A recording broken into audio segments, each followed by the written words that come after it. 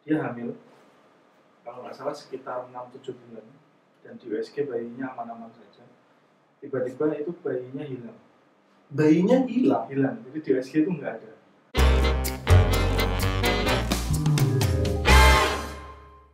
Assalamualaikum warahmatullahi wabarakatuh. Balik lagi Sobat Armada Tauhid dimanapun Anda berada. Kembali di RTTNH dengan saya Musa, dengan Azam. Mas Azam, Dr. Azam dan Kang Azam. Silahkan panggil apapun itu, yang jelas panggilnya Azamnya.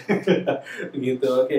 Nah, di video kali ini kita akan ngebahas tentang experience Dr. Azam dalam menghadapi pasien. Kan pengalamannya dan kenalnya udah lama, 2012 sampai ke 2019, itu lumayan panjang loh, 7 tahun lebih ya, mengenal tentang dunia ruqyah. Nah, kita penasaran dong pastinya, apa sih yang dialami Dr. Azam ini selama jangka waktu 7 tahun itu gitu. Nah, kita penasaran, tapi sebelum kita ke sana, alangkah baiknya kita tungguin nih kalian-kalian yang nonton video ini jangan lupa subscribe. Oke, subscribe now. Karena subscribe itu gratis, ya itulah kata halilintar ya, asyik gitu. Itu berternama, tapi ya kita nggak di sana karena kita ngebahas tentang dunia lain. Subscribe sekarang dan nyalakan lonceng notifikasinya untuk mengetahui berita terupdate tentang kita, dunia lain, experience melawan bangsa jin. Keren banget bahasanya. Nanti habis ini kita dihantuin. Tapi jangan takut lah ya, untuk viewers ini jangan takut, sekali lagi jangan takut. Kenapa? Karena kita sendirilah yang meminta pertolongan sama Allah, dan seharusnya Allah lah yang melindungi kita. Jadi jin itu sudah nggak ada apa-apanya. Jadi buat kalian yang penasaran gimana dan seperti apa, ya kita ngobrol aja. Oke, Mas Azam, tadi kita sudah banyak ngobrol ya, pengenalan, kemudian dunia ruqyah dan segala macam. Saya penasaran ini, ketika jenengan menghadapi pasien, pengalaman apa sih yang membuat jenengan berkesan ketika jenengan ruqyah seseorang? Yang pertama, pengalaman yang paling mengesankan adalah ketika kita harus mendalami pasien itu. Jadi pasien-pasien ruqyah itu terkadang unik, Mas. Oke. Jadi kita harus masuk ke dalam sebuah lautan yang dalam gitu ya. Wow. Jadi problemnya ternyata tidak hanya sebatas penyakitnya saja, tapi banyak pintu-pintu masuk penyakit. Jadi kayak kita harus mengenali ini pasien ini sebetulnya pintu masuk penyakitnya karena apa gitu. Oh gitu. Itu yang membuat jenengan berkesan ya. Jadi harus seperti itu banget gitu. Oke, bisa nggak kasih contoh satu kasus yang membuat jenengan berkesan banget? Iya. Pada waktu itu kasus yang paling berkesan ya, itu ketika saya awal-awal mengalami itu sekitar tahun 2013. Jadi saya pertama mengalami 2012, kemudian kasus ini terjadi pada 2013. Ada seorang pasien di rumah sakit itu, dia hamil, kalau nggak salah sekitar 6-7 bulan, dan di USG bayinya aman-aman saja. Tiba-tiba itu bayinya hilang. Bayinya hilang? Hilang, jadi di USG itu nggak ada. Sampai kemudian waktu itu kita putuskan untuk di ronsen karena memang benar-benar di USG udah nggak ada. Dan perutnya masih besar? Enggak, perutnya juga mengecil. Mengecil? Ya. Dan ini kejadian ya? Kejadian nyata. Dia nggak abortus, jadi nggak aborsi gitu ya? Nggak aborsi, dia nggak ada tanda-tanda kayak bayinya keluar sendiri, nggak ada juga. Ini lost, benar-benar hilang gitu. Terus akhirnya kemudian sampai kemudian di USG nggak ada, di ronsen juga betul-betul nggak ada, kemudian di ruqyah. Dan ternyata ketika di ruqyah itu reaksinya luar biasa, mengerikan. Dia ngamuk-ngamuk dan bicara kotor di dalam ruangan bangsal waktu itu. Kemudian Ustadz yang waktu itu meruqyah menanyakan, ini boleh nggak sebut nama Ustadznya ini? Apa disensor? Sensor ya. Jadi tadi penasaran, saya masih asisten. Oke. Masih asisten, saya belum jadi ruqyah. Tapi itu kasus yang sangat membekas bagi saya. Itu kemudian ditanyakan, kamu yang nyuruh siapa? Jadi bisa berdialog ketika itu ya? Iya, karena waktu itu dia ngomong kasar terus, ngomong jorok terus, kemudian sama Ustadz ini ditanyakan, kamu yang nyuruh kesini siapa? Ternyata ya memang kita tidak boleh 100% mempercayai gitu. Iya, betul. Tapi kemudian si jin mengatakan dia yang menyuruh ke sini adalah saudaranya sendiri. saudara dari wanita ini. Saudara kandung? Saudara kandung. Jadi dia merasa iri begitu ya sama kondisi keluarganya. Kok bisa begitu ya? Iya. Coba nih viewers apa sih pendapat kalian tentang kasus ini gitu loh, maksudnya apakah saudara itu bisa sampai sekejam itu gitu loh? Bisa ternyata. Jadi keluarganya lah pokoknya gitu ya. Itu ternyata kasus ini jadi ketika diklarifikasi gitu ya, ternyata emang bener gitu ya. Jadi ya Allah, Masya Allah, ternyata buntut dari kasus ini bisa luar biasa gitu. Jadi di luar dugaan kita. Masya Allah. Terus kemudian akhirnya kita serahkan lagi. Ini keluarga kalau nggak mengakhiri. Jadi karena sihir itu kan begitu ya. Karena sihir itu tergantung pengirimnya. Kalau pengirimnya masih ngirim terus ya bakal sakit terus gitu. Nah, ini pengirimnya jelas sudah ketahuan ya, keluarganya sendiri. Itu berdasarkan pengakuan jin ya. Pengakuan jin dan dikonfirmasi memang benar. Oke. Ini saya mau konfirmasi nih sebelumnya. Iya. Jadi sebetulnya Rocky itu tidak memiliki kemampuan untuk mengetahui siapa yang ngirim, gitu ya. Ini kan banyak banget nih yang di TV, terutama apalagi Rocky Yosi ya. Itu familiar banget lah ya. Rocky Yosi itu sampai saya mencium aroma. Itu berarti apa ya namanya? Kalau orang yang bisa mengerti siapa yang ngirim dan bagaimana seperti apa, itu tuh sudah dalam tanda kutip bukan lagi dari wewenang Allah gitu ya. Maksudnya gangguan jin atau dia bertanya dengan jin gitu. Jadi yang mengetahui gaib itu hanya Allah. Kita nggak tahu yang gaib itu kecuali yang memang sudah dijelaskan, sudah diterangkan dalam Al-Quran dan Sunnah. Jadi mengetahui hal-hal gaib itu hanya ada dua kemungkinan. Kemungkinan pertama adalah dia itu diberitahu oleh jin melalui bisikan, atau jin itu mengkonfirmasi ketika kita menanyakan, begitu ya. Yang ketiga dia bohong. Ada 3 berarti. Oke, wah ini sangat apa ya namanya, sebuah kasus yang ini membuat jenengan berkesan ya. Bayi bisa hilang gitu. Terus akhirnya gimana tuh? Saya masih mau lanjut ceritanya itu gimana akhirnya? Pada akhirnya gimana? Akhirnya dirupiah lagi dan memang bayinya nggak bisa kembali karena sudah pengakuan jinnya yang sudah dipindahkan ke tempat lain dan dibunuh di sana. Jadi si bayi sudah nggak ada. Karena kadang-kadang kita takutnya bayi itu hanya ditutupin sama jin, sehingga tidak kelihatan di USG. Jadi ketika dirupiah, jin pergi, bayi jadi ada lagi gitu. Tapi kalau karena ditutup begitu. Kalau ini enggak, jadi jin punya mengambil kan kayak kisah Nabi Sulaiman yang masyhur ya. Jin Ifrit mau mindahin singgasana. Nah, dia bisa memindahkan sesuatu begitu. Nah ini. Tapi memang itu kemampuan yang luar biasa. Gitu. Ya biasa, bagi jin itu biasa. Bagi jin biasa, bagi manusia yang kita yang nggak pernah ngerti sama dunia jin itu luar biasa. Wow. Bagi seorang jin itu kemampuan yang. Jadi pada akhirnya kasus ini terselesaikan dengan mengetahui siapa pelakunya berdasarkan pengakuan jin. Kemudian bayi itu memang tidak bisa kembali karena sudah dibunuh. Nah, ini buat viewers nih ya, mungkin RTT NH itu jangan sekali-kali bekerja sama dengan jin karena jin itu sangat mengerikan sekali kalau sudah diperintah dan lain-lain. Bahkan yang biasa lebih mengerikan lagi adalah manusianya itu sendiri yang memerintah itu ya. Intinya nggak ada yang gratis. Iya, nggak ada yang gratis, betul. Pasti ada dikorbankan.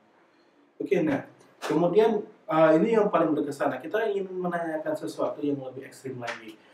Pengalaman yang ekstrim yang jenengan tangani apa? Kira-kira selain ini? Ada 2. Wow, yang paling ekstrim ya. Karena dua-duanya saya merasa masih ganjel di sini sampai sekarang. Sampai sekarang. Yang pertama kasus indigo. Jadi kan indigo itu sebetulnya gangguan jin juga. Ada jin yang nempel di matanya, dia bisa melihat dan lain sebagainya. Jadi salah kalau ada yang mengatakan indigo itu kelebihan atau gimana, atau gift dari Tuhan, biasanya gitu. Ya, sebetulnya itu gangguan. Nah, kasus indigo terberat yang pernah saya alami adalah ketika seorang anak SMP, dia indigo, kemudian dia depresi, dia menyendiri. Di sana dia kemudian dia menyendiri, lalu tiba-tiba dia pingsan. Jadi dia tuh kayak punya teman dari dunia lain gitu. dia pingsan, kemudian dia setelah itu tidak sadar sama sekali, dia masuk rumah sakit berhari-hari. Itu kejadian di Jawa Timur. Kemudian karena Jawa Timur sudah nggak sanggup, dirujuk ke Sarjito, ke Jogja. Dan Masya Allah saat itu kami dipanggil juga masuk ke ICU. Kemudian di ICU kami sempat meruqyah dua kali, tapi tidak ada perubahan. Tidak ada perubahan, tapi padahal itu sudah jelas gangguan jin ya. Iya, karena cerita sebelum kejadian itu seperti itu. Jadi ada masalah, kemudian dia pergi ke itu ceritanya kejemuran ya. Kemudian setelah itu dia langsung pingsan dan dinyatakan ketika di Jogja sudah berapa hari itu, sudah hari-hari lah. Itu dinyatakan sudah mati mata-mata dan tidak bisa kembali. Di situ yang dia pas semuanya normal semua. Jadi dia koma, tiba-tiba koma. Ya, itu gara-gara indigo. Jadi bahaya banget ketika indigo itu sudah sampai ada teman dari dunia lain kayak begitu, yang sangat intensif ya. Nanti kayak nggak tahu tuh gimana ceritanya saya juga. Cuma tiba-tiba bisa seperti itu. Saya nangani dua kasus ya. Yang ini kasus indigo ya. Jadi kasus indigo ada dua yang seperti ini. Yang satu lagi ibu hamil. Ya, jadi dia harus rela meninggal dan anaknya juga meninggal akhirnya di dalam kandungan. Bisa begitu ya? Bisa begitu. Itu gimana ceritanya kalau yang kasus kedua ini? Kasus kedua sama, ibu hamil, dia nggak pernah ngaku kalau dia itu indigo, sering didatengin ini itu nggak pernah ngaku, cuma akhir-akhir dia sering curhat sama suaminya. Dan begitu pingsan itu sudah sangat parah. Jadi kalau menurut saya ini terlambat sebetulnya. Seharusnya sebelum seperti ini orang indigo ini harus segera diterapi sebetulnya, di terapi sosial terdekat lah gitu mas. Nah sampai kemudian sudah seperti ini dia kemudian sama kasusnya langsung juga pingsan masuk ke ICU, cuman yang kedua ini rumah sakitnya berbeda. Itu kemudian kita datangi ke sana sudah kondisinya sama seperti yang pertama, sudah nggak bisa diapa-apain, sudah kita ruqyah, kita pakai gelas ya air, kemudian kita tetesin pakai sedotan karena nggak boleh masuk kan. Dia nggak sadar sama sekali, takutnya tersedak ya. Oh iya. Jadi harus tetesin sedikit-sedikit, tetap nggak ada perubahan, nggak ada respon. Dan berarti itu dia meninggal atau koma? Akhirnya meninggal. Ya statusnya koma kemudian lama-lama meninggal. Itu kasus yang indigo yang pertama. Yang kedua kasus LGBT. Oke, berarti ini yang tadi ada dua cerita gitu ya. Oke, ini berarti ada dua kasus. Yang pertama kasus indigo dan ada dua cerita. Oke, nanti tadi hampir saya salah paham. Kok masih ada yang lagi gitu? Berarti tiga gitu. Berarti ada. Tadi ini saya perjelas lagi ya. Yang pertama tadi cerita pertama adalah di mana seorang anak itu mengalami indigo kemudian koma, begitu ya. Dan terus yang kedua adalah ibu hamil yang mengalami indigo juga, kemudian dia meninggal, koma dulu baru meninggal. Nah ini kemudian kasus yang ketiga adalah LGBT. Ini sangat menarik, sangat menarik. Nah, gimana kasus yang kedua ini? Kasus LGBT ini pada waktu itu ini laki-laki ya, jadi laki-laki dia sebetulnya dia merasa aneh, kok saya bisa seperti ini, gimana nih dok? Oke, coba kita ruqyah saja pak ya. Kemudian kami masih muda sih, usianya sekitar 28. Ya, itu kemudian diruqyah dan reaksinya luar biasa. Jadi pengakuan jinnya juga ya, dia kesurupan, kemudian jin ini anak wanita. Jadi orang laki-laki kesurupan jin wanita, maka dia bisa menikmati hubungan sama laki-laki. Karena yang di dalamnya jin wanita. Mengerikan. Terus saya ini kayak baru banget buat saya. Terus gimana? Ini mungkin pengetahuan juga buat viewers yang baru yang mungkin baru dengar kali ya, LGBT itu ternyata ada gangguan jin gitu ya. Alhamdulillah dari. Jadi itulah yang terjadi pada waktu itu. Kemudian orang ini karena dia berkali-kali datang, terus dan reaksinya sama seperti itu. Saya sampai heran, ini kenapa ya kok bisa seperti ini? Kalau kasus yang lain ya, itu datang 2-3 kali kemudian sembuh, gitu, alhamdulillah ada perbaikan. Ini enggak, jadi datang sama saja, tidak ada perubahan. Kita sudah kasih resep pulang yang berupa amalan ibadah ini, itu enggak ada perubahan. Sampai akhirnya kemudian saya panggil dan saya rujuk lah ya, saya rujuk ke teman saya yang perukiah sekaligus dia psikolog juga di Jogja. Kemudian intens sama teman saya ini, terakhir saya dengar laporannya beberapa minggu kemudian teman saya bilang sama saya, Mas ini nggak bisa. Kenapa Mas? Ini pasien ini nggak mau sembuh. Jadi dia menikmati gangguan jin itu. Dia sudah. Jadi dia sayang sama jinnya, dia kemudian sudah merasa senang dengan itu. Enjoy gitu.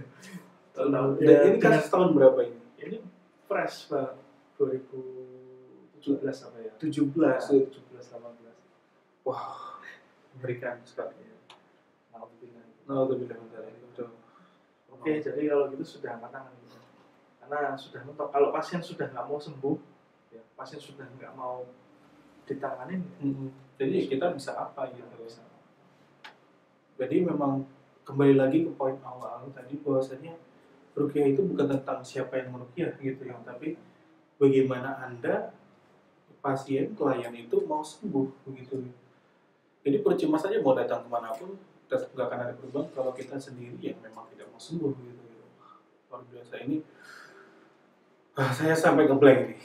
Dengar ceritanya Mas Azam yang satu tadi indigo yang betul-betul efeknya luar biasa, kemudian yang satu tadi adalah LGBT. Kecelakaan, kemudian setelah kecelakaan itu malah justru sembuh gangguan jin. Ini jimat saya nih, itu yang sudah salah ya. Gitu. Kalau nggak pakai ini nggak pede. Wah, ini yang memang harus message dirubah.